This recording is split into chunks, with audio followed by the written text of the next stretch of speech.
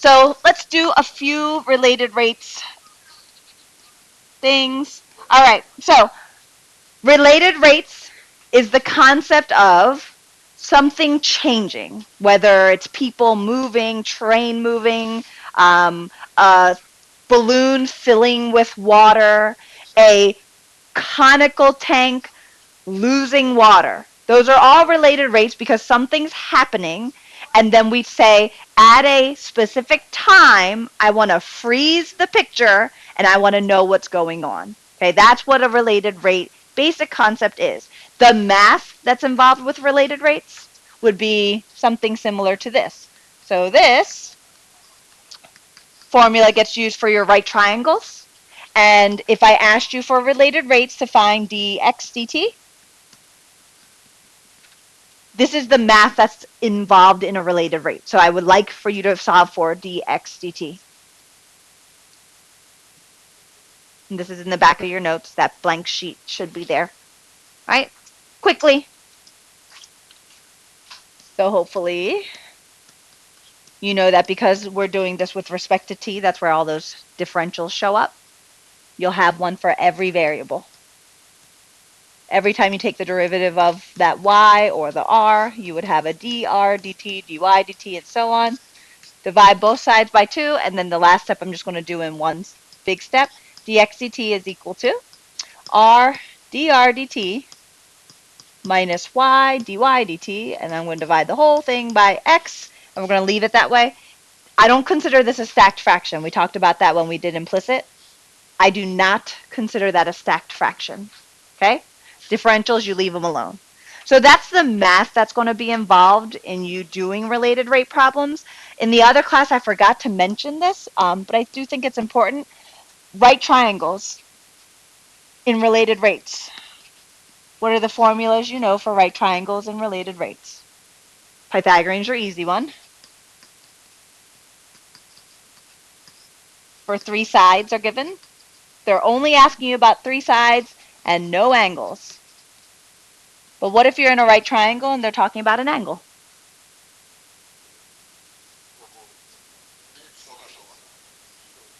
Okay, so I'm going to start with the attempt of what Baldrick is trying to say. SOHCAHTOA. So if just sounded like a lot of stuttering. SOHCAHTOA. That's when they talk about a side and an angle.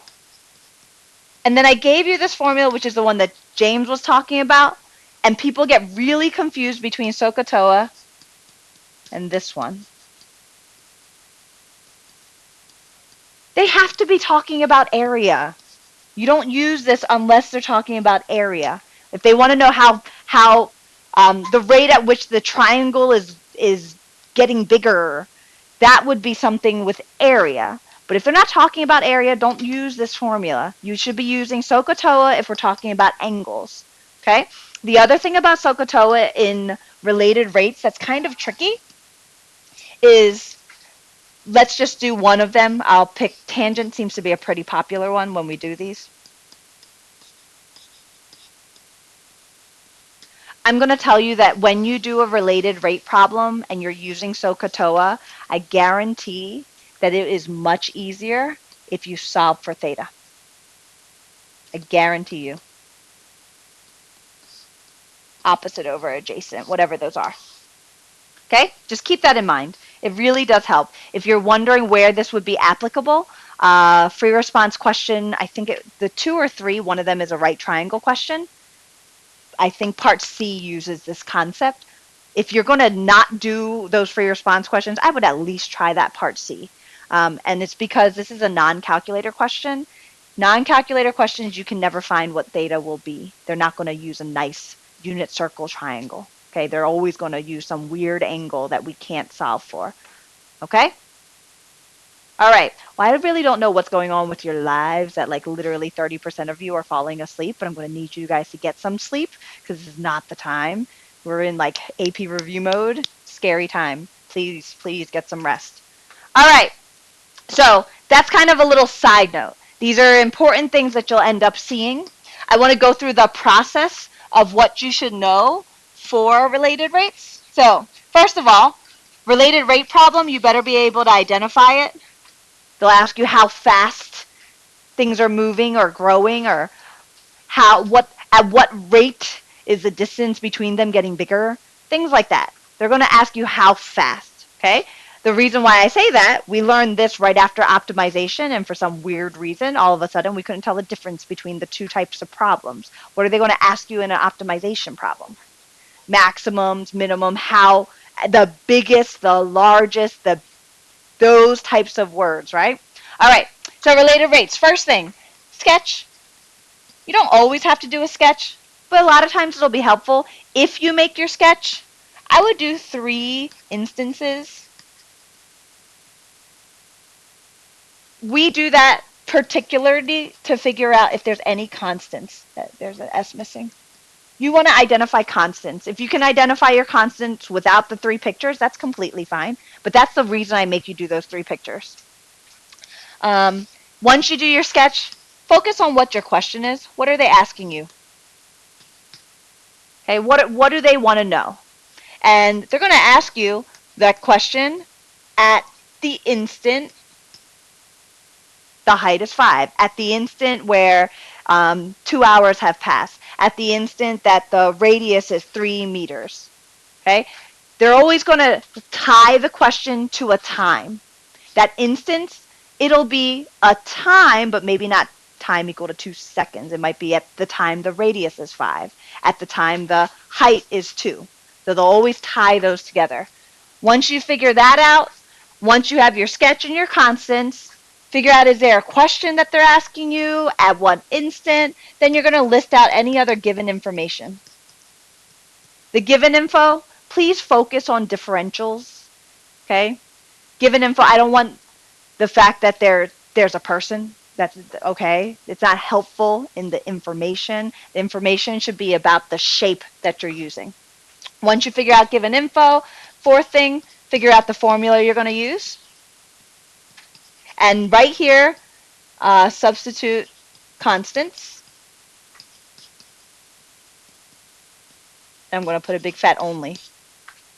You're only allowed to put values in if they're constant. Why? Because a formula is generic. At the first instant, the second instant, the third instance of your picture, that constant, it'll be the same no matter which picture you look at. If you take the instant number, because it'll say something like height is 5. If you take that number and put it in here, you're telling me that for all your pictures, the height's always 5, and it's probably not true. Once you do that, take the derivative, and now you can substitute all other values. Okay? The other thing you might want to look at that might be helpful, an instant picture. Not a generic sketch, but an instant sketch. I'm actually going to do all of these things with you in the next example so that you can kind of get used to your steps. So let's look at, I think it's free response number 5, the cone problem. Is it 5? No, I'm just kidding. 2. All right. So you have a cone. Open right circular cone shown in the figure, just like the multiple choice question you guys read. Okay, pretty much the same situation. In this case, the height of the container is 10. The diameter of the container is 10. Water in the container is evaporating, so the water is decreasing at a rate of -3/10. All right, they give you the volume formula. The first prompt asks you for the volume. Is that a calculus question? No. So please don't do derivatives on things that it doesn't make sense to. That's not a calculus question. It's actually very easy, but we're not going to do that question right now. I want to focus on part B, which is the related rate part. So first thing it asks you to do, you do a bunch of sketches to see if there's any constants. I'll use the image up here to show you if the water is evaporating, does anything stay constant? Meaning what you should look at, the radius of the water, the height of the water, because that's how we measure the water in there. Any of them constant? No. All right, so part B, let's start off with the fact that there's no constants. So when I write my formula, None of the numbers should be substituted in. There are no constants. I'm not going to draw the 3 pictures. I don't think I need to. Now let's look at if there's no constants, what's the actual question they're asking you? Find dV dt. The rate at which the volume is changing is the question. When do they want you to find that? The instant that h is 5. I guess I should use colons here instead of equals. Okay? Got my question, got my instant. I can label any other given information. Remember we talked about this. We said sometimes the other reason why we draw those pictures is to make sure we understand that we're following the water. We're not following the cone. We're following the water. So any other given information, is that 10 given information about the water? No. And that 10 also is for the cup. So we don't use that information as given. This is the rate at which the height is changing, I believe. Right? Okay, so let me make sure I write that correctly. Centimeters per hour. So what do I know based off of this? First of all, if height's measured in centimeters, then volume's measured in cubic centimeters. My time is measured in hours. So now I know if I have to write other differentials, I know my units. Other things, now that I have just this much, we know pretty much what the formula is. What's the formula I'm going to use? Yeah, they gave it to you. That's nice of them. I can't guarantee they always will, but it's there. All right, there's my formula. What's missing in all the information we wrote down? R. Nothing up here is given for my R. That means you can't have this R in there. Okay, so that's the proportion. Okay, the one you guys did your question, the multiple choice, did they give you information about the R? They did, right? That means you get to leave it alone. I wanted you to see the 2 different problems. The one that you guys have, the multiple choice, if you flip back to it, I'm actually going to real quickly, what multiple choice number was that? 3. Here's the difference. So because they gave you information about R, I think they gave you dr dt. Is that correct? They gave you everything? Well, then you end up having to do a product rule. Okay? That's what makes the multiple choice a little bit of a pain because there's a product rule. And when I take the derivative of this r squared, I'm going to pick up a dr dt. When I take the derivative of the h, I'm going to pick up a dh dt. So that's why I'm allowed to leave the r. But let's go back to the one we're doing. I don't have anything about r in here. I can find the r at the height. I can find r. Okay, that's one thing I want you to understand. If you wanted me to find r at this instant, I can. What I can't find, dr dt, and I can't guess. That's why I'm not allowed to have an r, so let's go to the next page. So you guys were saying it, when you have that water and it starts to decrease, there is one relationship that will hold true every single time. You end up with similar triangles because that angle is exactly the same. That's a right angle every single time. And this angle, they're equal, so they're proportional. What's the proportion then? Well, this was supposed to be a 5 and a 10, and then we can just call that R and H. This relationship is true at every instant. It's true all the time. It's true at the beginning, it's true at the end, it's true once all the water goes out. Anytime there's water, this is true. I want to eliminate radius. So which variable do I solve for? R. Radius. You want to eliminate radius and you solve for radius. If you want to eliminate height, you solve for height. So 1/2 h is equal to r. Okay? This was my formula. Notice this statement. This is true all the time. If it's true all the time, then I can use it. I can use it before the derivative. It's true all the time. So r squared, 1/2 h squared, and then please don't leave it like this. If you leave it like this tells me I have to use what rule right here? Chain or power, and then I also have to use a product. Why would you do that? when you can simplify it. When you simplify, please make sure you give your squared to both. You end up with pi over 12 times h squared times another h. Way easier to take the derivative. Okay?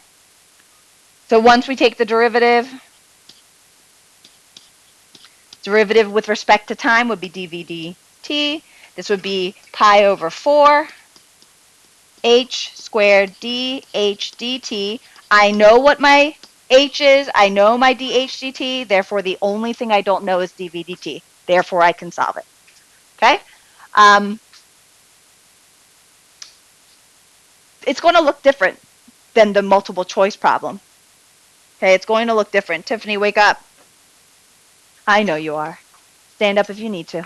All right? So, the multiple choice, you're not going to eliminate r, and your derivative is going to be really ugly. That's the difference. You don't have an extra step, but you do have a longer derivative. This one, we got to eliminate the r, made the simplifying process get us down to an easy derivative. That's kind of the difference between the two. Do we all remember how we knew that we had to get rid of r? No given information about r means we're going to get rid of it. Okay. Last thing, there's a shadow problem. I want to remind you about the shadow problem. Number 6. The reason I'm reminding you, the shadow problem went away for like 10 years. And then 3 years ago, it showed back up. So I have no idea what they're going to test you on. I just know that I have taught you everything you need to know to be able to do every problem. I just don't know what every problem will be. All right, there is a lamppost. And it shines some light, and there is a man right here walking this way. Oh no, he would still be just as tall, wouldn't he? He doesn't get smaller. All right. So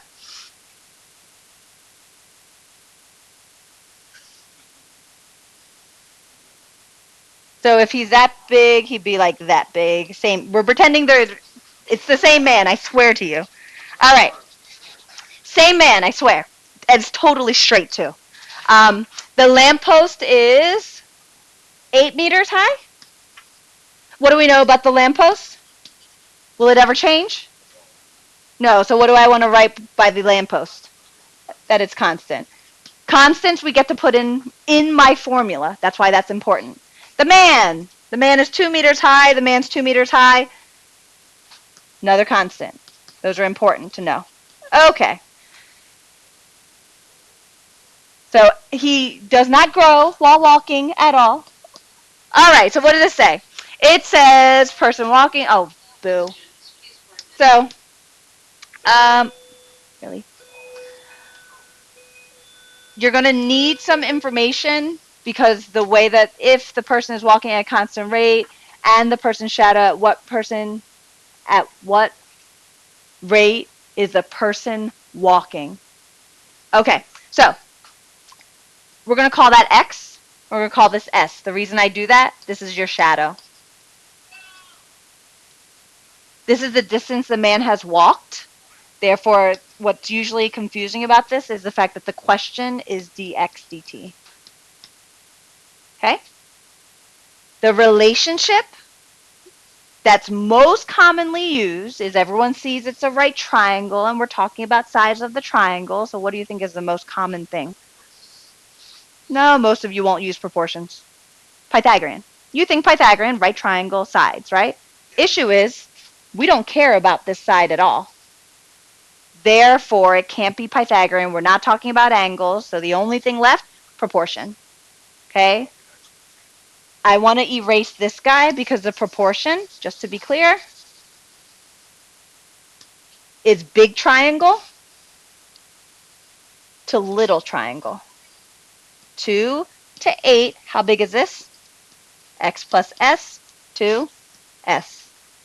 Simplify your relationship. I'm telling you that. Simplify it. So 8 over, oopsie, too high. 8 over X plus S is equal to 2 over S. Don't leave it like that. Because then I have a quotient rule with a chain. I don't know. I got a lot of rules. So 8S is equal to 2X plus 2S. So what do we get? 6S is equal to 2X. Way easier to take the derivative of. So I did kind of part of the problem for you.